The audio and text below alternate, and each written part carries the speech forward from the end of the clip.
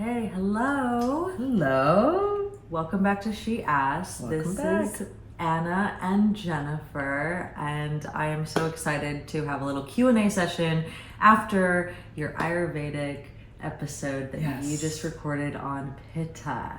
So, highly recommend watching that first, but if you haven't quite yet, I want to recap the 3 doshas when it comes to Ayurveda.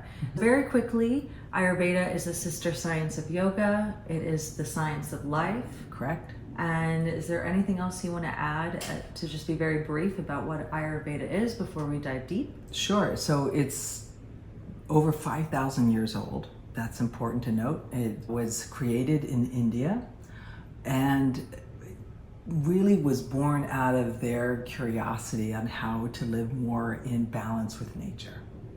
Okay, awesome. And so with these balances, our body has a balance of 3 doshas. The Vata, which is an element of air and ether, the Pitta, which is the element of fire and water, and Kapha, which is the element of earth and water. Correct. And we're going to be focusing on Pitta today, which Yeah. is that fire and water. So Right. can you repeat and briefly explain what that means and entails? Okay. I first want to identify, so understand that these 3 doshas are based on the 5 basic elements that we all are made up from and all of life is made up from. And that is earth, fire, water, air, and ether, right? These elements exist in the universe and they actually exist in each of us in some form or capacity. So these doshas take into account of the fact that what is within us is outside of us and that we each have a constitution based on a combination of these elements. Ayurvedic principles suggest that we have all of these doshas within us, yet some of us will have more of one than the other. So for me, my dosha is predominantly Pitta, meaning fire and water. Fire is about digestion, about passion, about adventure, basically. And then water is the subtlety, the cooling, the nourishing, the balancing, the cleansing part of us that is very important to balance out the Pitta's fire. And so what Ayurvedic people believe is that because of we live in the world and not secluded, we are imbalanced, all of us, most of the time. And so it's important to not only identify your dosha, they also want you to identify what are your imbalances. And so for me as a Pitta, my imbalance was the inaction that I was taking in my life, how I was frozen when I became too overwhelmed with things in my life or confused. And fire is clear, right? As it turns out, through the study of this form of medicine, is that I had some addictive patterns in my life, in my thought processes, in my mind, because Ayurvedic is based on mind, body, and spirit. Right? We want balances in all 3, and the dosha applies to all 3. I'll have a dosha signature of Pitta in my mind, I'll have it in my body, and I'll have it in balance in my spirit. So my goal is to align my mind and body with my spiritual balance, and I have to understand what that means. So Pitta really is about digestion, and how we approach things in life. What is the energy we bring to it, and how do we see clarity in things and need clarity? It also is about how are we nourishing ourselves, like how are we resting, how are we taking in information, is it helpful to us or are we allowing it to harm us? So I had to learn how to balance that out, because of all 3 doshas, this is one of the ones, it's not the easiest to get out of balance, but it's the second easiest. It's the hardest. The one that's the easiest to outbalance is Vata. Yeah, and you think that makes sense because it's all about movement. Vata's movement, Vata's air, Right. but there's like tangible movement. You can see the water move. You can see the fire ablaze, right? Yeah, but the invisible part of Vata is what's really hard to appreciate, right? The mind part as well as the breath part. And often going back to the dosha that I had, what made it difficult was to practice the balance, you have to incorporate the other two doshas to help you. So I needed to be more grounded, which is what the earth element, the Kapha, is about. And I needed more movement that was deliberate, that was really breath based, because I was an athlete and I was constantly chasing this anaerobic type of breath style. And what I needed was something more aerobic, and learning how to get the breath to move through my tissues in a way that was cleansing and not in a way that was further taxing. Wow. Yeah. Wow, that sounds like some deep work. I want to go back a bit, depending on where you are in understanding Ayurveda. You've never heard of it or you're a deep practitioner. Let's just go to the basics and talk about the three doshas and how they might manifest in your physical body. I don't want to explain this in a way that puts your body type in a box, but there are certain characteristics. So let's go through those. And I'll share what I know, and I'd love you to elaborate. With Vata, these are going to be your already taller, thinner, both in body length and also maybe in your hair, in your skin. There are going to be ones that are very creative, maybe a little airy, but they are full of ideas and they're great conversationalists. That's getting into less physical. That's actually them in balance, right? These are balanced types of Vata. I can speak to complement that, the imbalanced version. Great. So often Vata people tend to struggle to focus.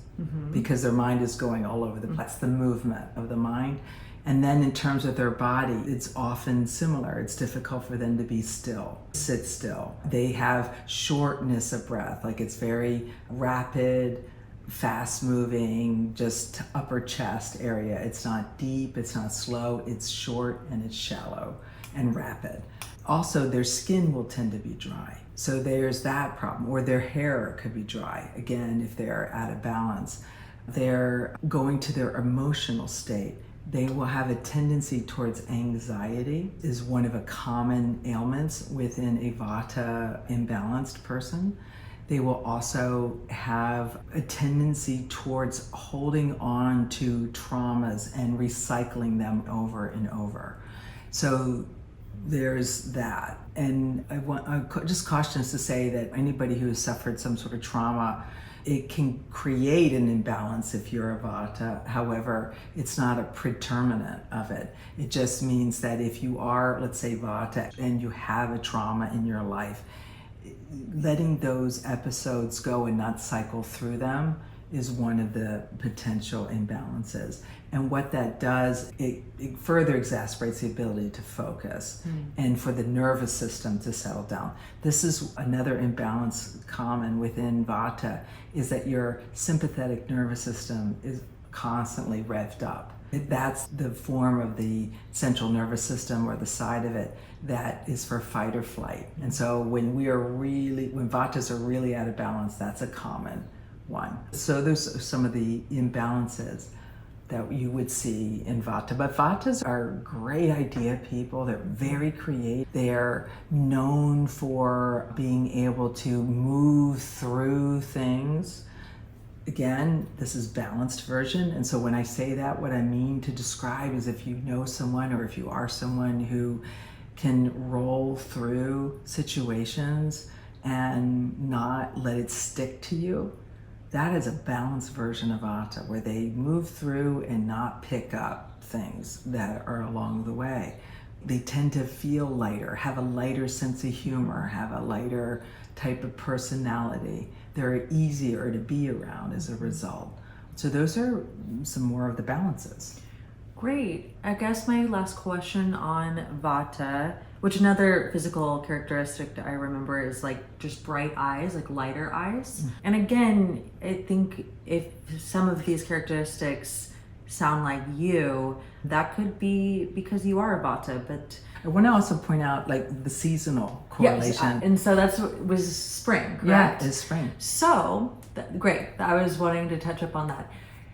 Let's say we are in spring. What are some home practices that you would do? So again, to restore balance, we lean on almost the opposite dosha and bring in some of those practices. So we talked about Vatas as being prone to movement and almost lack of focus. And so the opposite of that lack of focus would be Pittas that take action and are very specific. They're almost routine followers, right? They have a structure, but they just move right through it. So that would be very great for Vatas, meaning they need structure, which is also something that's relevant to Kaphas.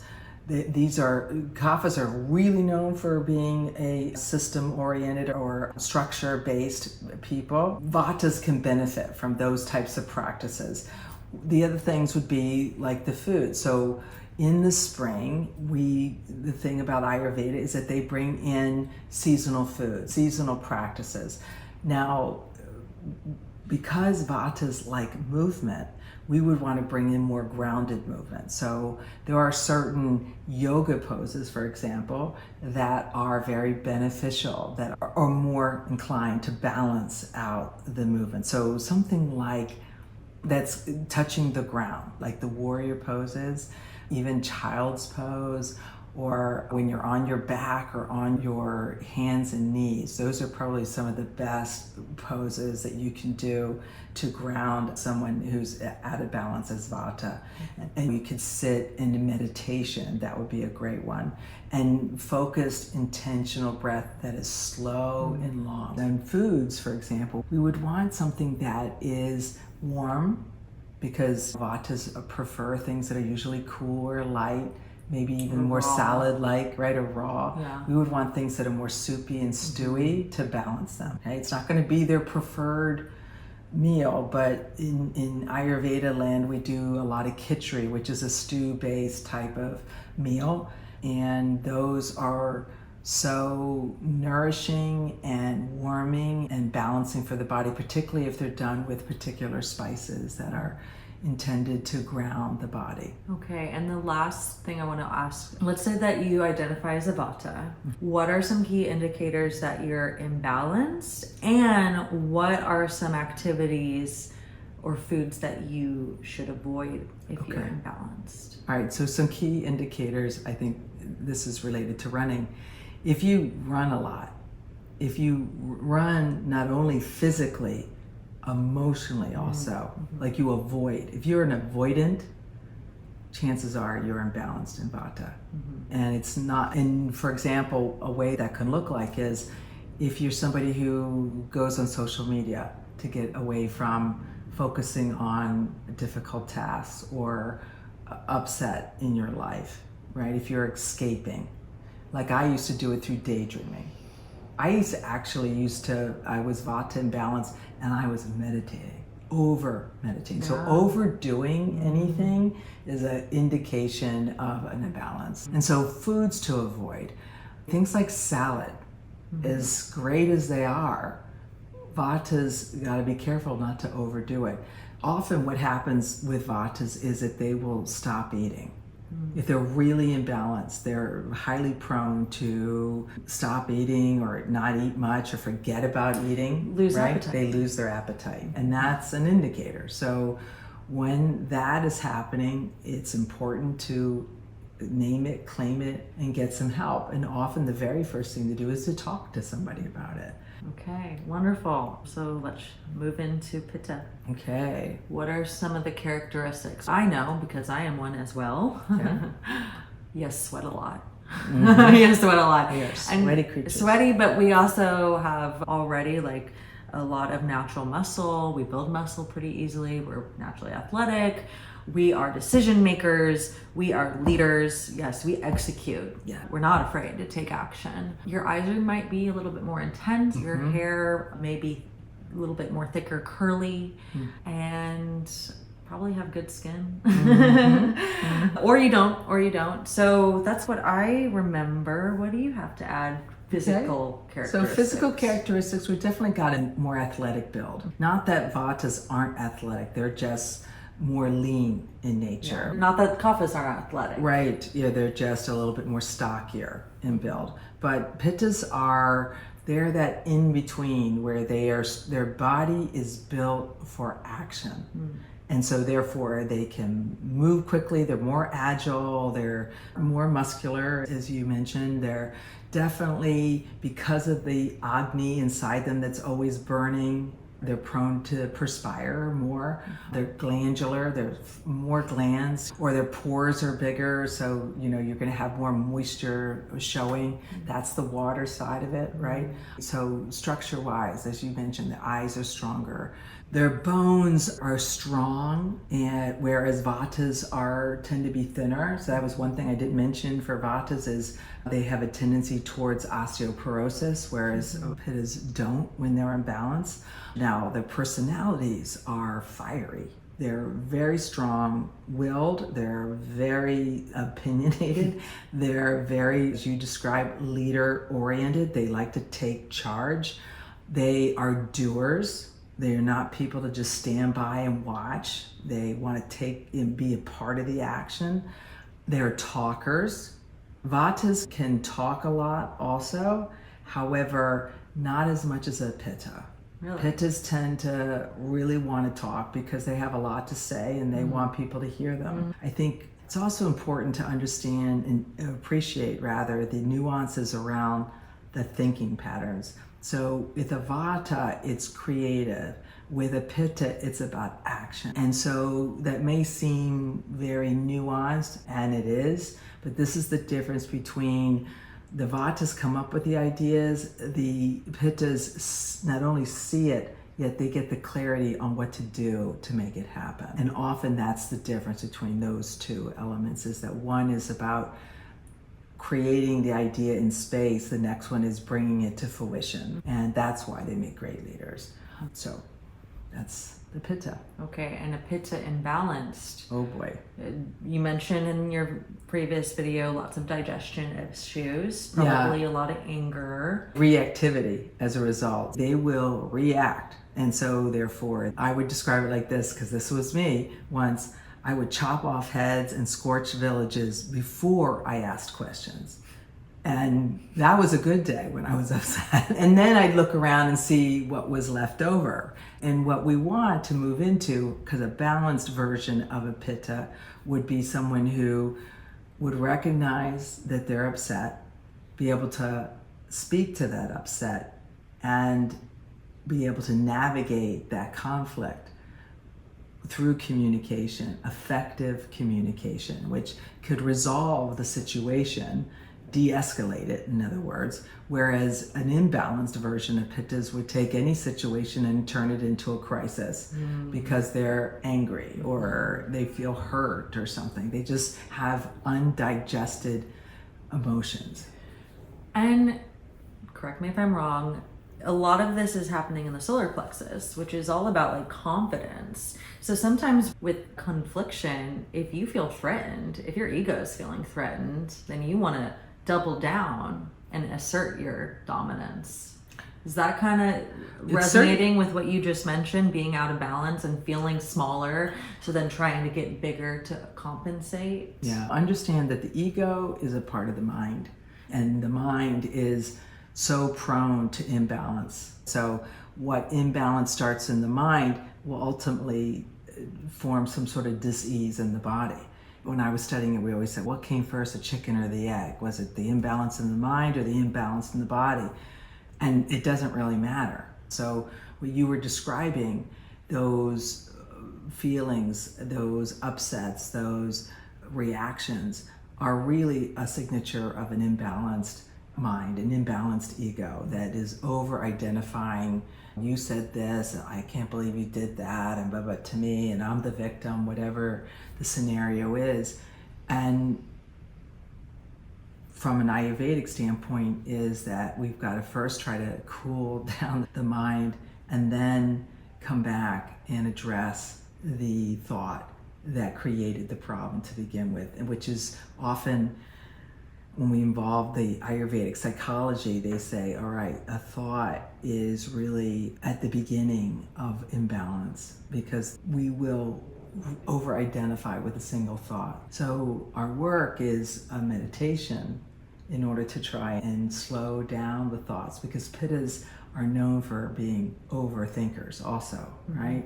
And particularly if we have a Vata imbalance, which is one of the most common imbalances in Pittas, is Vata. The overthinking, the ruminating, the worrying about the future. These are all Vata, meaning the thoughts moving through the mind. That's why we associate it with Vata. And yet it is a misunderstood interpretation of the imbalance within the Vata, Pitta dosha, is that this air that thoughts moving through the mind can become so enraptured and fired up, so to speak, to use the terms of the dosha. And then it becomes the thing we just can't let go of. And we can't cool it. The water is pretty much dried up at that point, and fire is just raging through us. And that's what becomes the inflammation, the agitation, the digestion issues. Because as I mentioned earlier, we are digesting not just food, we digest thoughts. When we talk about things like disordered eating, which was a part of my work in therapy, often the person who is suffering from disordered eating, not always, but a lot of the times, we notice that it begins at the dining room table, because one, two, or more of the people at that table are upset. Generally speaking, if let's just say if there's a child suffering from this disorder, the parents are coming to the table, the authority figures, with an upset. Or there was some upset before the meal was even mealtime it was. So the best scenario is, and it could be unrealistic in most homes, is to have a calm dinner time where you're actually having a positive conversation that's uplifting, and then therefore your body is calm, and then the food is entering a calm system. Yet if we're rushing to the dinner table, or we're rushing on to the next thing, or the people coming are agitated, it's already a heightenedly charged environment. And when that's the case, our body systems become heightened and charged. And then therefore, when we introduce food to that, we don't digest it well. So a common practice that we'll say for Pittas particularly is, if you are upset, don't eat. Maybe take a soup, maybe drink a cold water, maybe go take a bath, maybe go for a swim, maybe get some fresh air. Calm your system down before you eat. And I never understood that. I always thought, you gotta eat 3 meals a day. And upset, have some cake. That's right. Feed the upset. Yeah. Wow. What a stark difference of what you've learned through Ayurveda and how you were taught as a kid. But to address the imbalances, and again, you want to use an opposite type of dosha to help you. So you're going to pull from Vata, meaning you're going to pull meditation in. And see, since Pittas are known for movement, they're not known for sitting still, getting them to do meditation and doing a type of practice a type of meditation which is a little bit longer, a little bit lighter, a little bit more ethereal. What I mean by that is that you're not focusing on breath, you're not focusing on physicality, you're focusing on how to almost let go of the body itself. This is why I started practicing Yoga Nidra, because it is a particular type of meditation practice in which you lay still in your body, so the body becomes detached from the practice itself, and your mind can go in a completely different direction, and you have much better chance of soothing and healing the mind quicker. And then we would pull from Kapha, meaning that's more earthy. We would want to do a type of yoga poses about bringing us down to the ground do child's pose, do dead bug, do knees up, legs up the wall, doing shavasana, and then breathing in a little bit more deeper. It could be rapid, but then slow. So it's not just one, it's the other. And finding a way to just cool the mind and the body down. And often that's done through slower movements. Amazing. Okay. Kapha. I like to think of it as these are the people that have the deep eyes that you can just like nestle in, and they provide the warmest hugs, and they're the caregivers, they're the nurses and the teachers, and the parents, and they already bring a sense of peace. So what can you add to that, and what is a balanced kapha look like? Okay, so a balanced kapha, structurally, they're definitely shorter in stature and thicker in bone, and their hair can be longer. It can be both thick or thin, but there's a lot of it. And their eyes, as you mentioned, there's a deeper, almost just like like you said, you could get lost in their eyes. Their eyes are just so big and deep. And their facial features tend to be bigger. A Pitta's face, we didn't mention it, is medium. A Vata's face is long, maybe oval, but a Kapha's face is wide and broad. And the other parts of the physicality is that they are more pear-shaped, but a more bigger area of the body. Like they can be more heavier set, let's put it that way. They're less athletic, although doesn't mean that they aren't athletic. They're less inclined to that. And yet they're also known for being strong. They're used to carrying a lot of weight because they have a strong, grounded structure and solid. All right, so that's their physicality. So a balanced kapha is someone who is patient. So this is their minds, of course, patient. They're discerning. They take their time. They have a process. They're process-oriented people. They won't be rushed. They consider before they give you a response. And they are good sleepers. They're probably some of the best sleepers. And they have a strong appetite, and that they can eat anything. Whereas Pittas have a certain type of food that they like. Usually Pittas like spicy, hot food and of different types, but a lot of protein. Kaphas will eat anything. Vatas, on the other hand, are more vegetarian in nature. And it is interesting to understand that. And so Kaphas are also, when they're in balance, they're careful to pick their words out.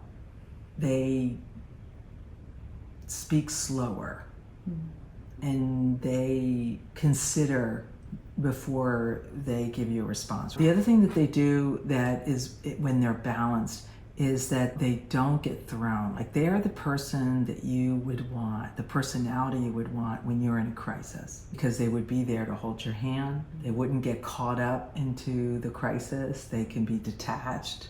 They can see things in a different perspective because they're more grounded. Whereas Pittas, they see an action plan and want to act it, and Vatas have a different point of view, meaning they're more ethereal, so they tend to look from up down, whereas Kaphas are looking from down up. And it's just a different perspective. So that's a balanced version of a Kapha. Let's talk about imbalance. Kaphas are probably next to Vatas most known for being out of balance, and the way it looks like is that they don't do anything. They're lethargic. Depressed. They tend to be prone to depression, prone to inaction. We talk about the central nervous system and how Vatas are the flight version, Pittas are the fight version, Kaphas are the freeze or fawn version.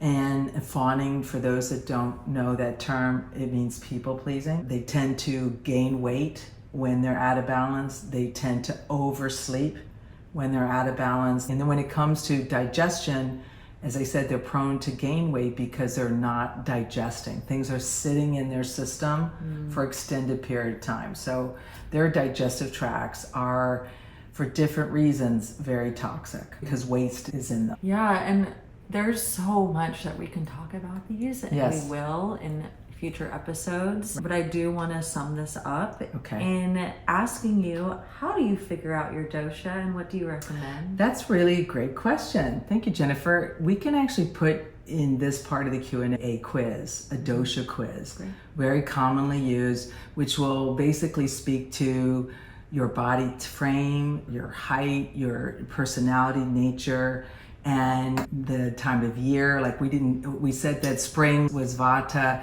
Pitta is summer, and Kaphas are fall and winter. So there's seasonal resonance that you would consider. So these quizzes are important. And they're not foolproof. So actually talking to somebody who is an Ayurvedic counselor or coach would be the best way, because there's diameter of wrist, even your tongue, even your eye setting are 3 features that we look at. And to diagnose more perfectly a dosha, you can get a pretty good idea through the quiz. Cool. And I think just like thinking about doshas, almost astrology. We're not just our sun sign. We have a moon sign. We have a rising. And Right. we have to think about the complexity of ourselves, much like in the doshas and Ayurveda. Yes, I identify mostly as Pitta, but I can get into Vata when I'm Right. going crazy in my mind, and I can be surely lazy. Yeah. And it's important to do these exercises of self-study To rebalance. to know, yes, and rebalance and adjust and then fine-tune, Yeah. so you get into equilibrium. Yeah, the goal is to strive for balance, knowing that we are out of balance most of the time. And so it's a target. It's not a destination. And depending on the season of the year, that's another contributor to imbalance, besides what's going on in our life and what we're eating and our rest cycles. So there's a lot of contributors to it. Talking with someone who can coach you through that will help you understand not only that these 5 elements play a factor, the dosha combination, right, plays a factor, and then these seasons and these experiences and your lifestyle. It's a lifestyle, that's the point. It's not a quick fix. It's not like a pill, spoiler alert, that you get out of a bottle. So that's my 2 cents on that. Yes, and if you're still curious on how you might achieve that, Anna is open for clients in her Yes, coaching business. absolutely. And to sum up, what I think is the best way to balance for any dosha is meditation, Yes. which is also something that Anna has plenty of recordings for you to download on her website at annamcbride.com. So this has been She Asked. My name's Jennifer, And I am Anna. and we're so glad that you joined us today. Yes, and until soon, be well.